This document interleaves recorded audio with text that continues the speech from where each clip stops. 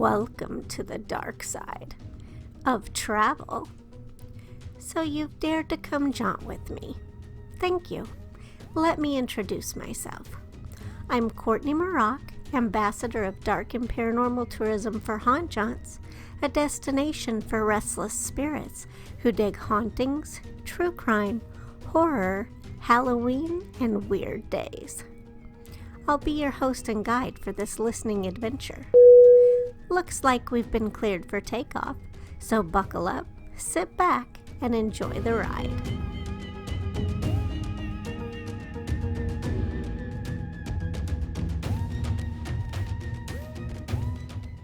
Hello, everybody. Welcome to this edition of Haunt Jaunts, and with me today is Stephen, and I don't even remember, my mind's poof.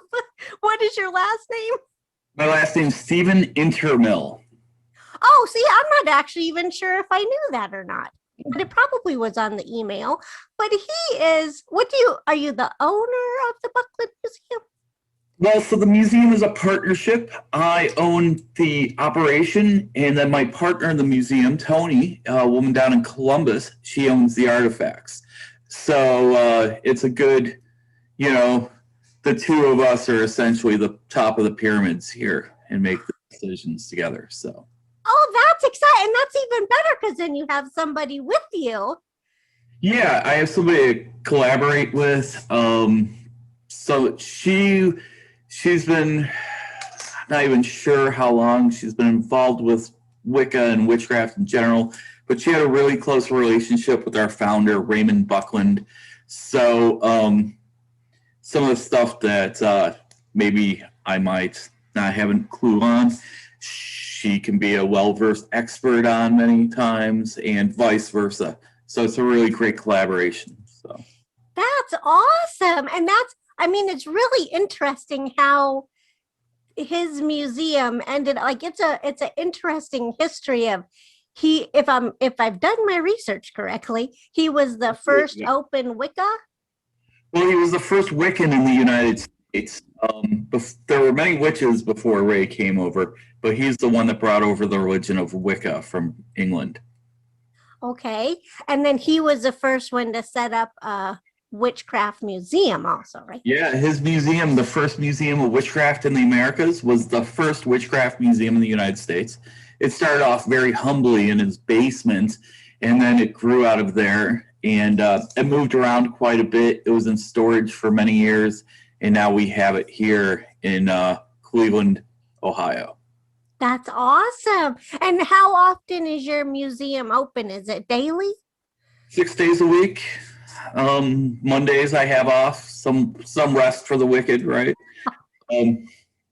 Yeah, it's so it's here Tuesday through Sunday, limited hours on Sunday, but yeah, pretty much. When we first started off, we were in a very small room. I was trying to work on a catalog. I didn't really think the museum admission, people coming in part was going to take off, but it's been gangbusters since we began. So we had pretty limited hours then.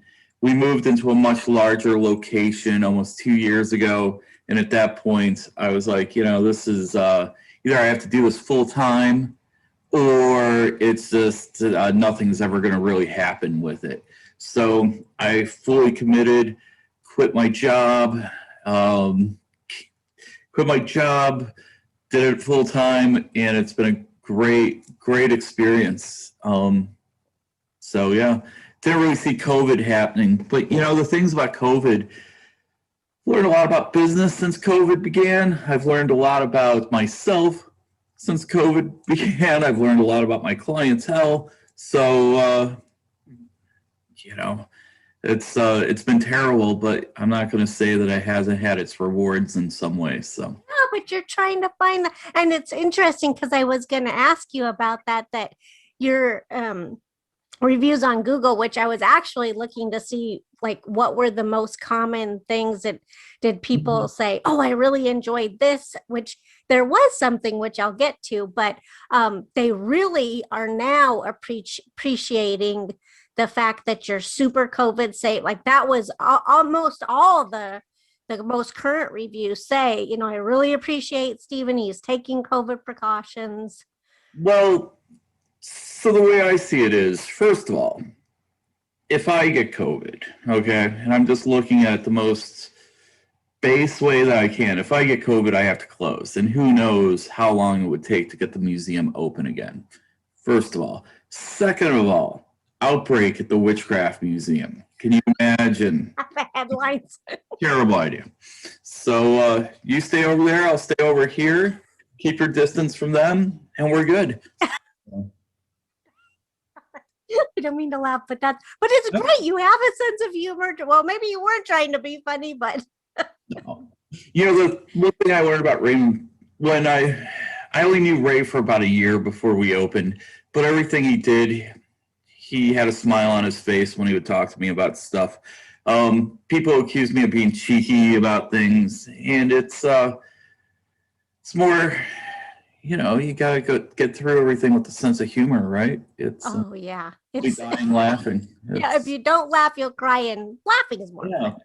Sometimes crying is cleansing, but yeah, absolutely. But you know, in my day-to-day, we like to keep it very light here. Otherwise, I can come across as this dark lord of the abyss, and nobody really wants to be around that guy. So. Well, you never know. There's someone for everyone. Just kidding. Okay, so I will get to that point. That's most common. Like I was expecting somebody to say, I really found this artifact interesting, or I really thought this was interesting. But the one thing that most common thing was Stephen is amazing and he's a great storyteller. It's like almost every review. I've had a few years to practice my stories. That's for sure. You know, it's every one of them gets refined over and over again over the years for the perfect tale. The thing is so if people just came in and looked at the artifacts, they'd be like, okay, this is kind of cool.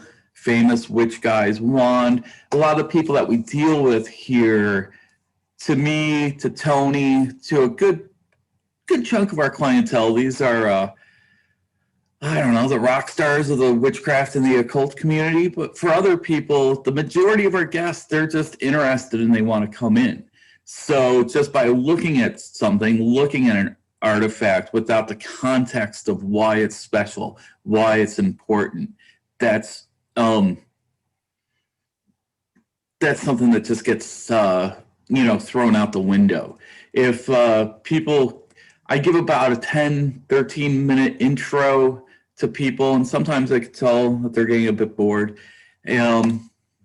But I realize that if I don't give it to them, if I don't tell them the story of this collection, then they're like, wow, okay, I just went and looked at a pile of weird stuff. Right? But so if it's not in context, and so yeah, I'm glad you noticed that. I love sharing the tale of the collection. That comes across. You can tell. It's always like I like to do that just to kind of get a feel, and it's a different way to research, I guess, behind the scenes. But it really struck me with that they and do you have is there a story that people really like when you said, because I bet you one of the things you've learned too is how to read people if you're losing them, if they're really and sometimes when I'm having a really off day, I read them completely the wrong way, and I just keep talking, and they're just like, shut up. Or like, I really wish he had spent more time telling me about this stuff, and I'm thinking to, reading them that, like, yeah, I wish this person would leave me alone so I could contemplate a bit. But 90% of the time, I think I get it right. It's a good balance of storytelling and giving people space to enjoy the pieces. And is there one story that no matter who it is, they really are like, wow? Or yeah, there's one.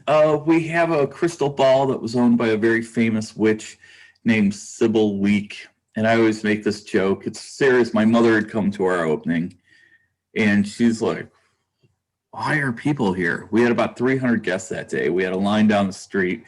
She, brought my dad. We got to support Stephen's Witch Museum. And I she's looking around, and then she sees this one specific crystal ball, and then I could see it just like resonate with her. And she's like, Sybil Week, I remember her. She was always on TV back in the 60s. This is what you have here.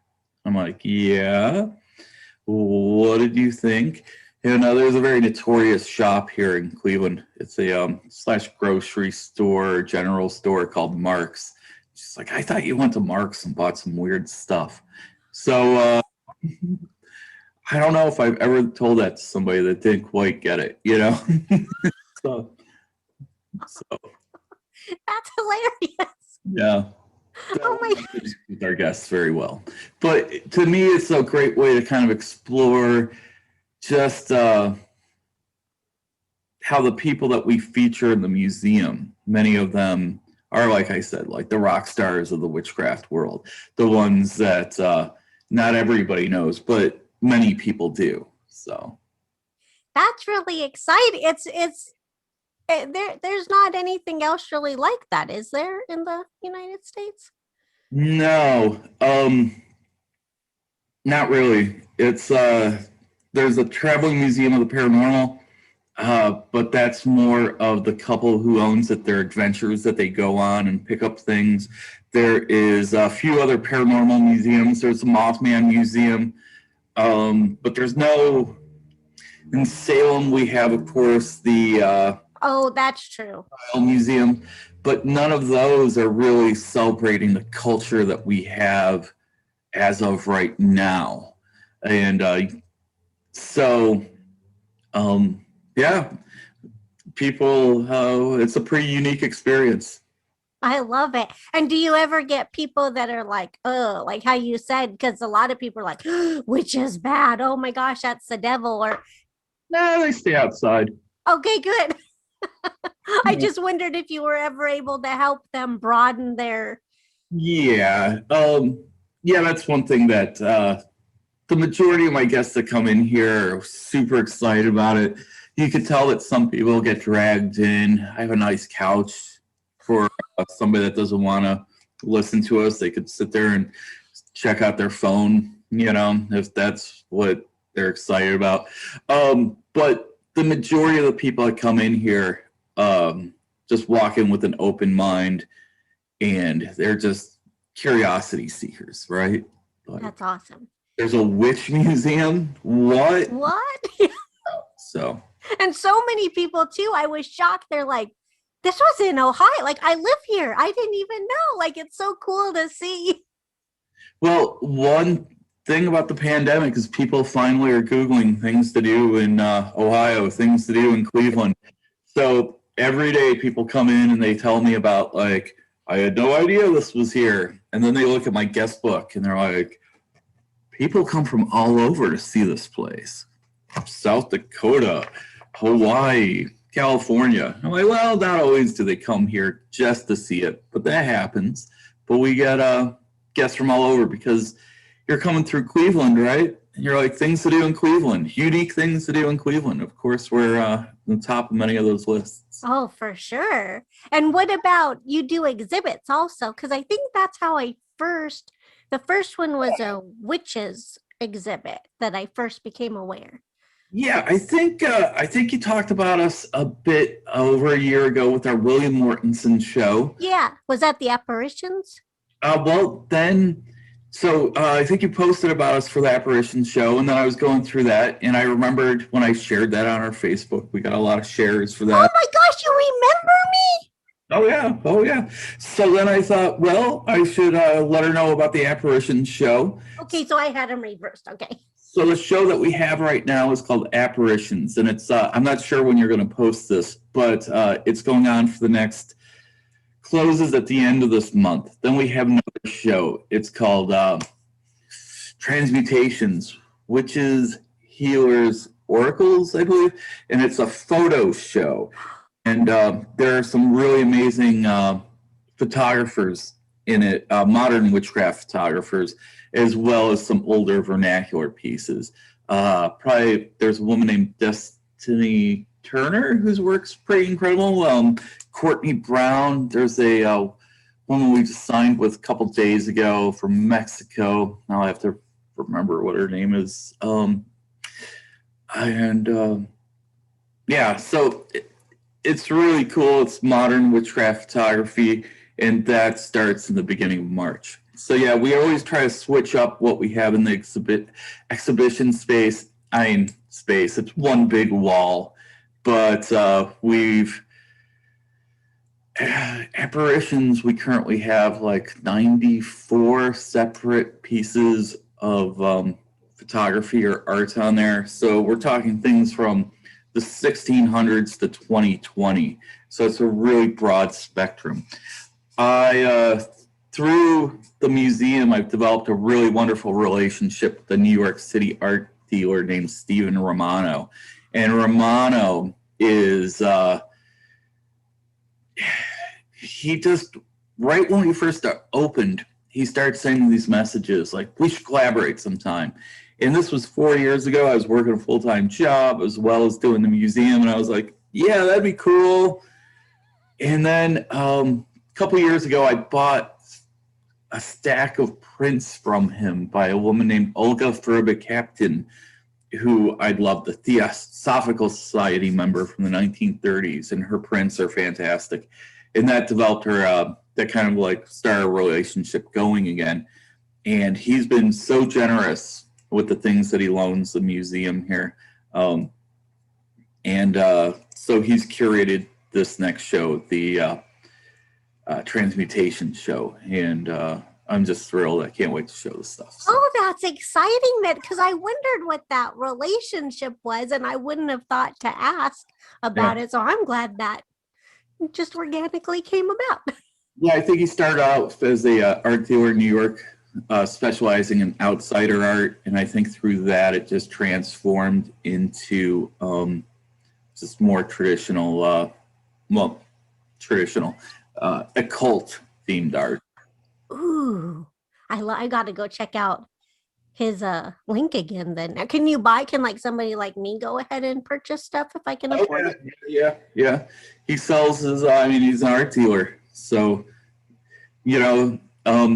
it's funny though, because my good friend Mark Stevie, he sold me a ton of books one time years ago, and I was like, oh, I'm gonna hold on to these, and he's like, no, that's not the deal. You have to sell these, and what he was doing was helping me figure out ways to generate funds for the place.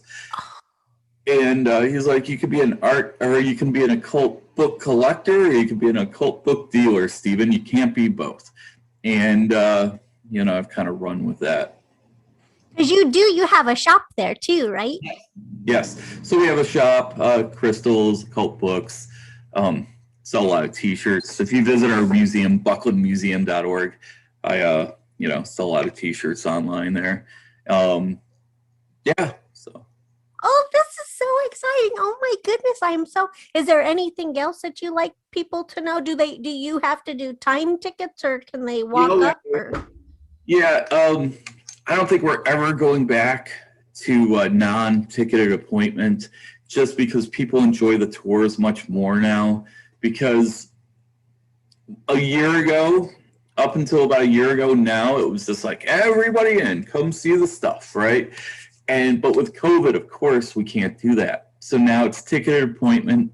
Buy your ticket online, bucklandmuseum.org. I hate to jinx myself, but almost every Saturday and Sunday are sellouts. So if you're coming through town on a weekend, buy your ticket now. It's day of. Of course, you don't do this sort of thing unless you love to share, right?